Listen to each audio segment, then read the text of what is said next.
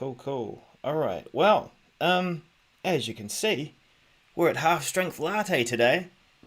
I've got opinions about half strength lattes. They're not really coffees. And okay, this not saying that this isn't really a show without Daniel, but he's an important part of it, isn't he? He's good. Right, well, we're on with the show. Let's just click off a few things here and make sure that we can see what's going on. Who's joining us in the chat room? We've got Phil, we've got Steve, a few others joining us as well. A couple of people on Periscope as well, so this is good. Question, do we need to bring our own chips to the meeting? Yes, you do, Stephen. The title for today is all about noise reduction within Microsoft Teams, but there are other things to go over. Let's roll the intro and take a look at Daniel.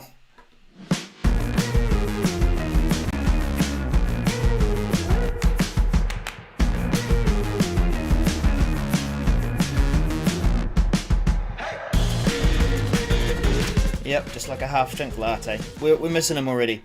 Anyway, the 365 Message Center show where we help you plan for change, prevent or fix, and stay informed. And that has been our logo ever since we stole it from the 3 categories in the Message Center and stuck it in our stickers. Daniel will be back next week, hopefully. He's not feeling well. I'll leave him to fill in the details, but hopefully he's not trying to join in from the chat and he's taking some rest, because it's all about trying to get better, isn't it, as quickly as possible. Flying solo. There's a bit of news around Teams today. Seems to be one of the busiest product groups, of course. There were some other things interleaved in there, and maybe one or two that I didn't drop in our list that I want to cover. But we'll take a quick look at our first message. And I'm going to string this together with another one too. About increasing the numbers of people that can be part of a team. The first team that we're looking at is just a regular team. This is private or public, I guess. You used to have a limit here of about 10,000 people in a team. I got to admit, I've never been in a team of that size. Probably the closest to that might be one of the MVP teams that they set up for MVP Summit, and they invited all the MVPs, and we tried to run a conference out of that, and that was I think an early first experiment at running large conferences out of Microsoft Teams. But up to 25,000. Now that is a significant increase.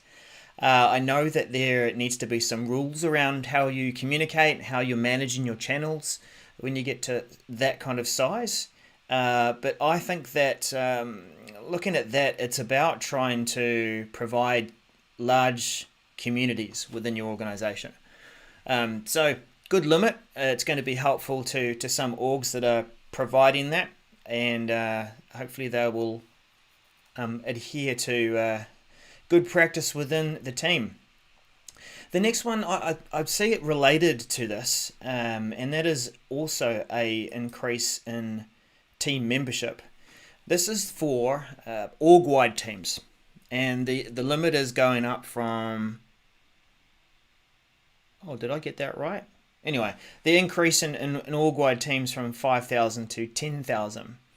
So the other one was from 10,000 to 25,000. Org-wide teams are slightly different. These are teams that your global administrators can create.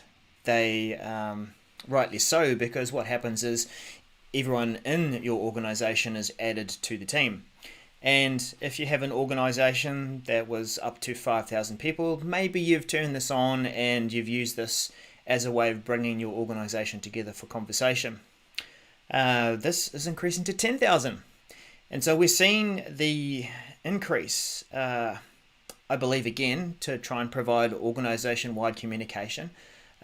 Potentially it's an org that's not using something like Yammer, and they're trying to shift away from just using distribution groups or shared mailboxes. But this is good, interesting to see.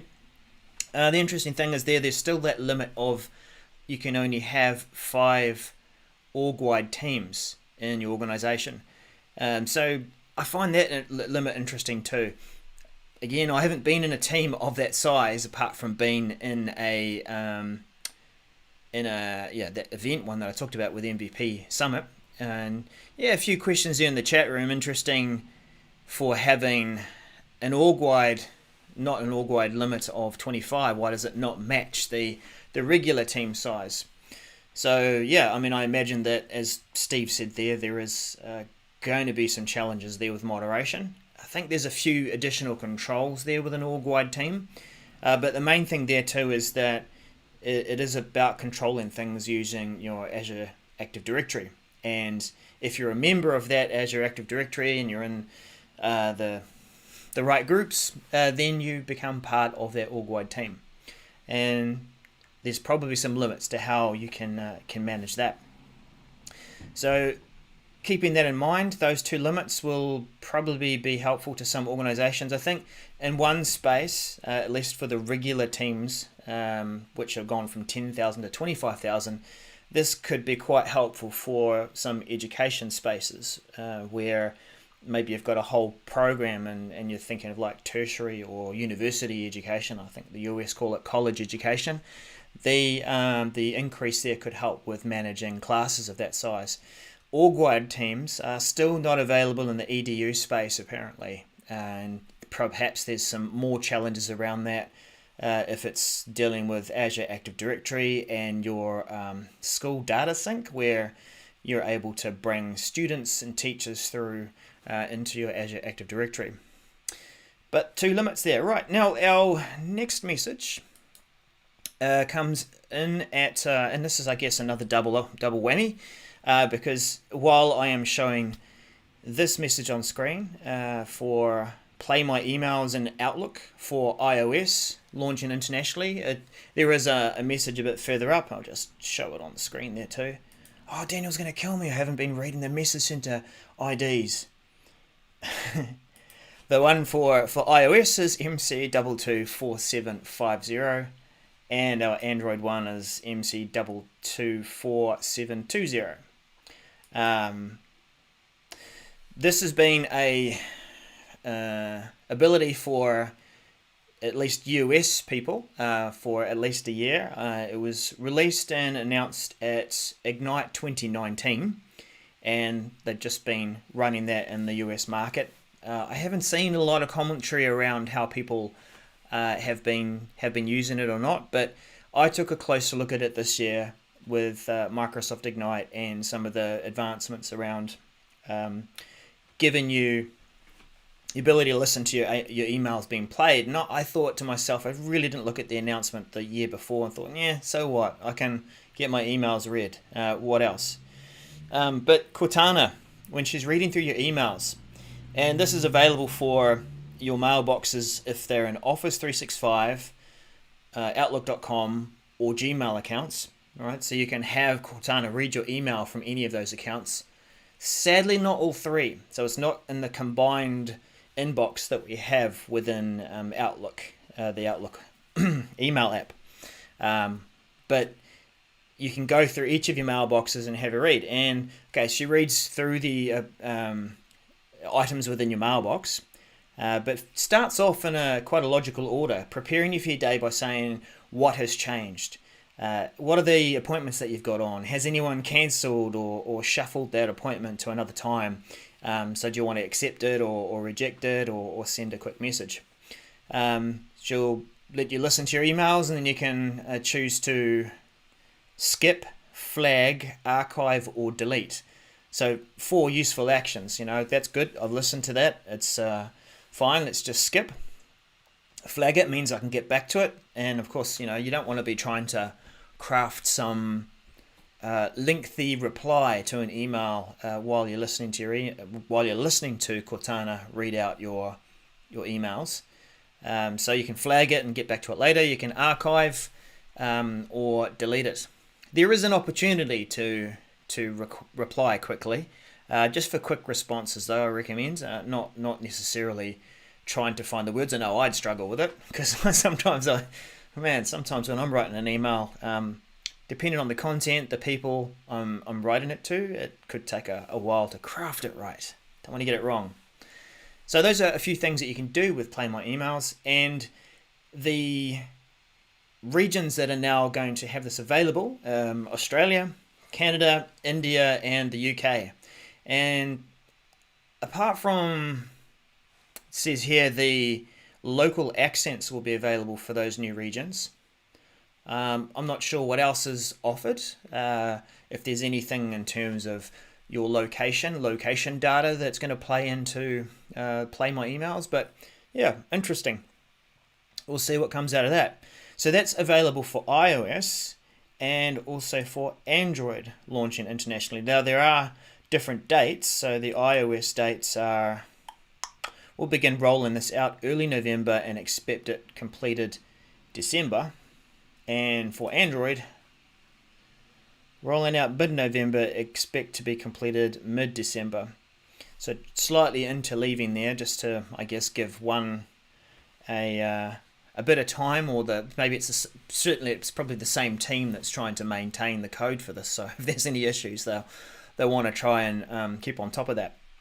Right, so that's about Play My Emails, and I mean, okay, I'm not going to go and change my region to Australia, even though I'm in New Zealand.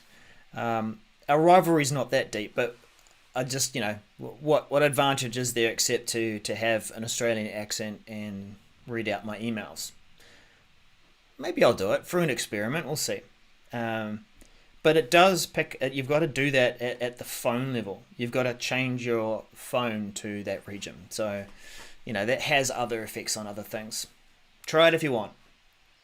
Anyway, into our title message, our headline for this episode.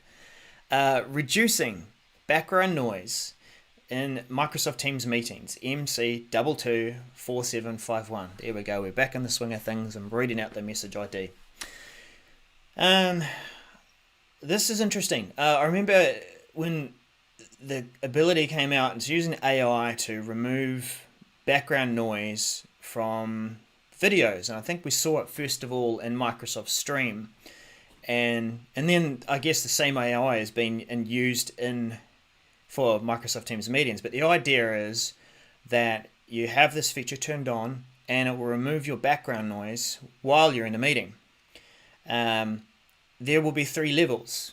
There'll be auto, there'll be low and high, and then there's off, of course, if you don't want to use it. But the thing that we've seen in demos, how will it work in reality? And this is what I'm interested in. If I am, we've seen it in the demos. It's about eating popcorn or bags of chips, and you're rustling this bag, and it's being picked up while you're in a lunch meeting, I think they said. And I was just laughing about it when I first saw it. Popcorn for lunch. Okay. Some people do. They snack and done. It's good, but it's noisy. So, is that the main reason for the feature? What do we get with those 3 different levels? Let's start with low. Low removes persistent background noise such as air conditioners, computer fans, or music. And you're not hearing it right now because I'm using a different kind of noise suppression with the streaming software that I've got. But the noise suppression, it's going to take out that low hum. So I've got my laptop just below my podcast mic up here. Laptop's about 30 seconds away. If I didn't have that turned on, then you'd probably hear this little whirring background noise. Now, for a Microsoft Teams meeting, maybe that's quite useful, that if you've got it set to low, then it's going to remove an air conditioner that you might have in your office, or I had a little space heater fan here going during the winter, so that could be useful. High removes any noise that isn't speech. That's pretty smart. Listening in and going, well, that's not really a noise at all, that's speech. That crinkling of the popcorn or chips packet is not part of, it's not speech at all, so it's going to remove it.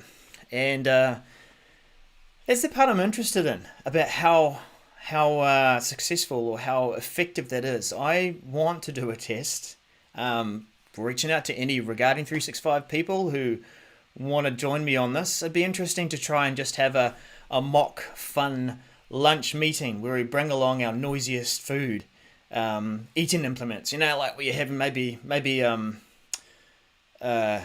if we did it at evening or night, whatever, someone could join in for breakfast and they've got like a knife and fork and they're screeching away on their plate, and someone else is chewing and eating at the same time. Is the chewing noise going to, when you say, your parents always used to tell you, don't eat with your mouth full.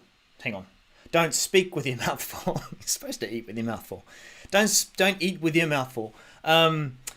That sort of thing. Is that going to remove the background noise and still find the words in between the today on the agenda? Is it going to remove all that? Who knows? But it'd be a fun little experiment. When it's set to auto, that level, the key thing about these levels is that you've got to set them before you use them. So maybe that's at first release. I'd be keen to have that choice made during a call, because sometimes you might get to a point where, oh, okay, someone's coming behind me with a vacuum cleaner. Maybe I'm in the office and I'm working late and someone's coming through. Or some of the background noise that just happens. Maybe you're in an area in a cafe or something and it happens. At the moment or at release, you're going to have to make that choice beforehand. That means that if you haven't stuck with the default, which is leave it on auto is where Teams is going to decide based on the ambient noise what needs to be removed. Wonder how that's going to be worked out. If you want to just leave it on high, maybe that's a good default, because you don't have any intention of sharing any background noise or any music or anything, just your voice. Then that could be a good default. But point is that you've got to make that choice before you need it, before you make that call, before you join the meeting. Give that some thought. I think that'd be interesting to see as it comes out. I have seen in a bit of research around this that there were other products that we can put in and use to remove that background noise, whatever we're using, whether it be Teams or Zoom or Skype or anything. And so this has just been built into the product. Cool. All right. Moving along, we have some news around Microsoft Lists. And Microsoft Lists is getting a commenting feature. And this is when you can go in and you can comment on a list item. So that's going to be quite useful. That's MC224-822. Useful in the sense that if you're collaborating on a list item, that you might want to pass comment. And as a team member who might be maintaining the list and the items, then it's a bit like going into a Word document and passing comment and working on it to maintain the contents of the document. So with Microsoft Lists, you'll be able to go in and pass a comment on a list item. Let's just take a quick look at that. So it's a good example here. If we just open that one up in a new tab, and that one, and we'll go to full screen without Daniel. How's that look? All right. So in our example, we've got an inventory, items within an inventory, and you might want to pass comment on, the availability of the item, or how things have been sold, and you've got that item there, so you can pass that comment. There's a little indication that there's a bubble to say that there are comments for that item. And then if you go to that full screen view, if you go to the item, we've got the content of our list item down one side and our comments a bit further down the other. Now, yeah, that's good. It means that the comment is with the item, no mistaking it, and wherever you refer to that item, you could link to it, whether it be from Teams, as Stephen suggested in the chat, or you're referring to it from an email, then the comment is there, it stays with the item wherever you're talking about it. How functional is it going to be? Can we mention it within there? Can we have threaded conversations? Not sure, but at least at the launch, we have the ability to add those comments, but only if you have editing rights on the list. So think of think of the list that's been shared with you, and as a team member, you're responsible with a few others to maintain the list content. Then you can go in and edit those comments, add comments, read comments, of course. The people who can view the list, as you would expect, and in line with editing permissions, if they can only view the list, then they can't add comments to the list. So that puts it, in my mind, in a interesting situation where maybe I do want to have comments about an item from someone who only has view access to the list. I do want to know opinions, thoughts. Maybe they've got some things that they want to share about that item, but I don't necessarily want them to edit the item, just to be able to add the comments. Not available today in that sense. So that's when you will use things like comments about the item in whatever platform you're using for communication. It could be Teams, it could be Yammer, it could be email, whatever. So that's something to note. The other thing about it is it's not supported in classic lists. Okay, it's a modern list feature. You can't expect to see or have the product group develop a classic view of this to add comments. It's not available for lists in Power Apps. And I guess in line with that same thinking, the lists that are viewable through Microsoft Teams don't support comments.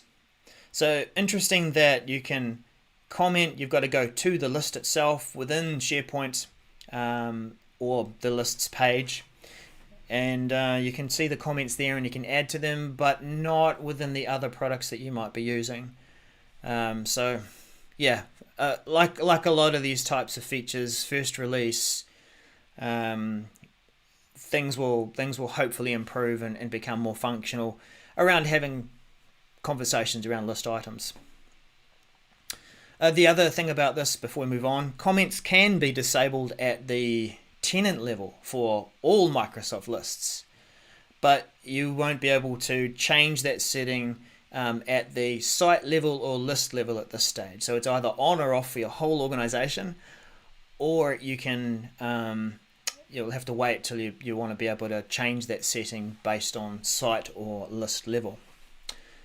Quite useful. Okay, let's have a look at our next message, which is good news for Mac users. This is outgoing screen sharing support for Safari, or in Safari for Microsoft Teams, and that is MC224842. Now, Mac users have been able to use Safari to join meetings, and sometimes we have to do this when we're between different environments.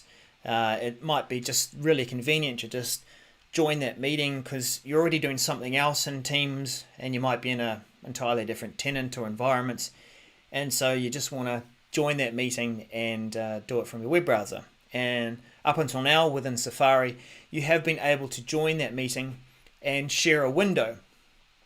I think also share a PowerPoint.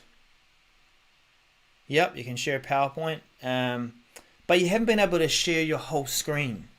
And that's what this is all about. Being able to go in and as someone collaborating in a team meeting or maybe presenting, that I can choose that option to share the whole screen, and then I can have that convenience of swapping around different windows. And that's really the key thing around sharing your screen.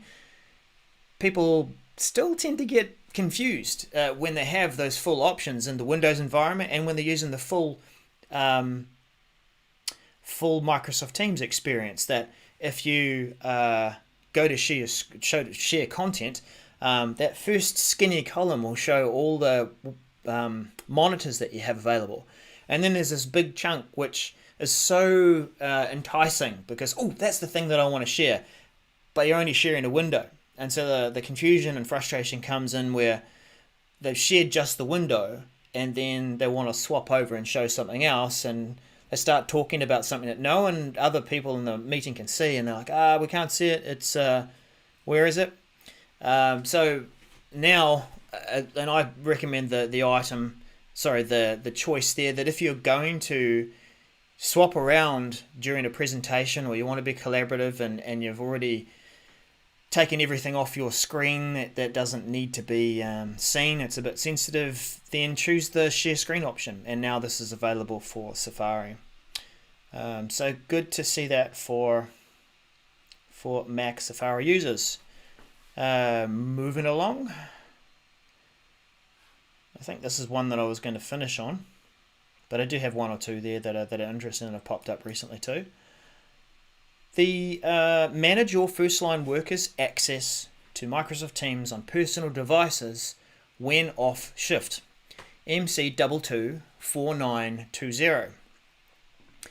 Now this comes back to the need to, and I think it's for compliance sake, for labour regulations, as the message says, that sometimes you do need to prevent people from working when they shouldn't be working, so that you don't get anything tricky around there about, oh, you expected me to do this and I was compelled to go in and have a look at some content and some messages and some files for work, and it was outside of my working hours, so they might take that to the labour union and have some issues.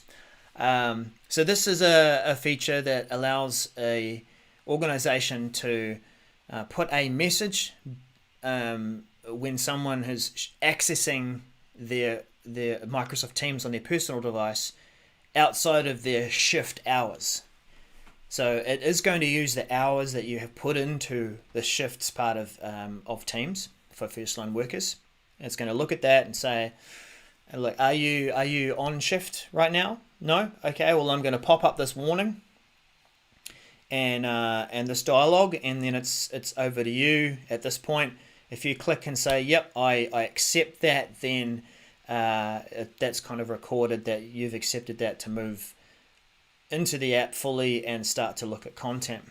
Now, yeah, I mean, it's a good capability to be able to control that. It's given the choice to people as they're seeing that message and saying, well, I still need to check, or I still want to have a look at some content.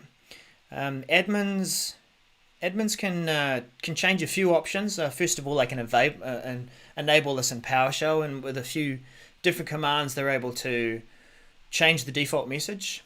I'll just have a look at some of this in the full docs.com article.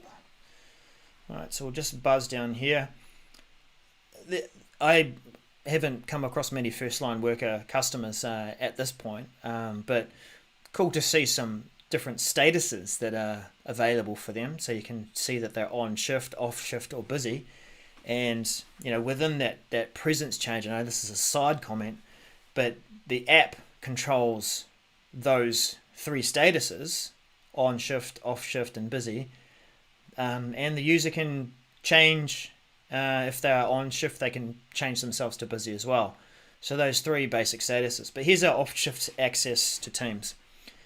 So you've got a standard message that you can go with and tell people, yeah, you can't access this right now. By accepting this, then you're saying that you agree or you understand that you're not going to be paid for going into this during that period. There's an interesting part about this where there's a grace period. I read it for a little while to understand.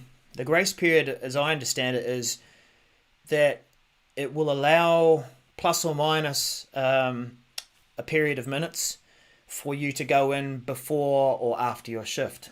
So if you think about your shift maybe starts at 8:30, 9 o'clock, that you might go in 10 or 15 minutes early.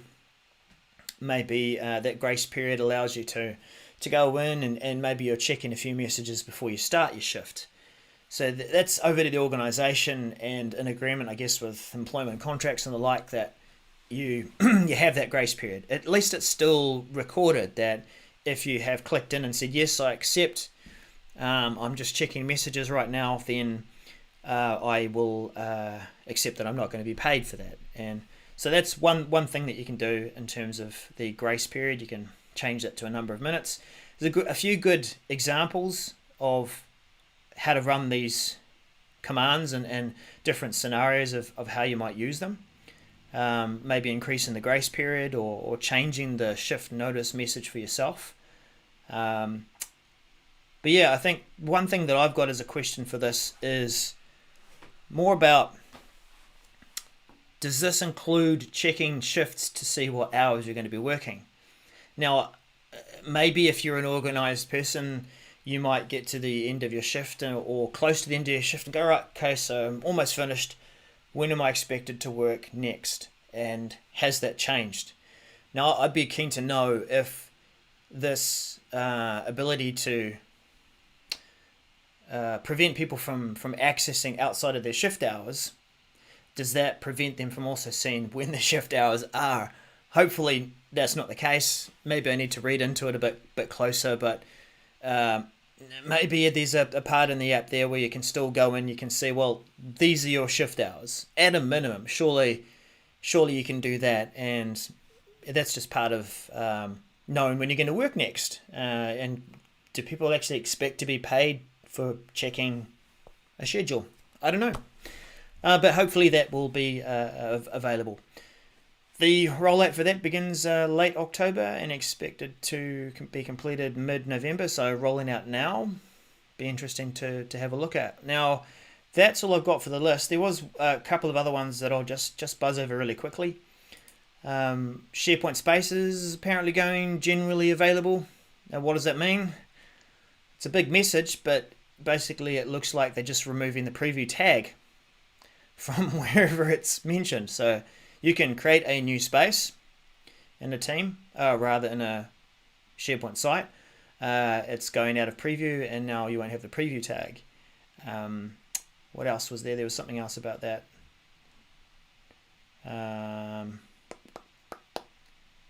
No, I think it was something around if you wanted to disable this as a ability, then go into the additional notes here if that's something that you want to turn off, but it's going to be on by default as it comes out of preview.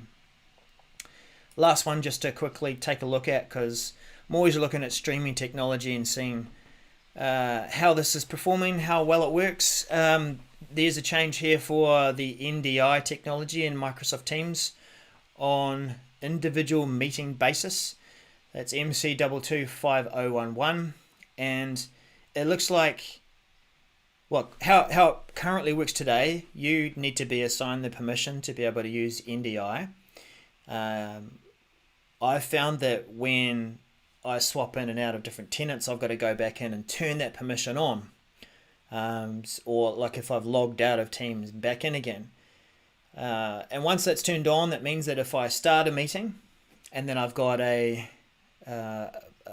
coding tool, something like OBS to live stream and to code things, and it works with NDI, then Teams knows, oh, you've got something here that's able to receive the NDI stream, the video and the audio from different people that are within the meeting. So it'll warn the people with a bar across the top saying there is, you're possibly being streamed, and I like that. It's nice and ethical. And then, we take that, we put it into a scene, and you've seen me play around with this before if you've followed some of our content. But yeah, what's changing here is that you can assign that permission, it would seem, on an individual basis. That means that over and above having that permission to do that, I could be the organizer of the meeting, and I might get John Moore to come in and produce the meeting for me. So I could get him to, I could allow him that permission, and then he could run using NDI, and it wouldn't be just me then. It would be him that could produce the meeting. So interesting permission there. Maybe take a closer look at that if you're interested in NDI. And that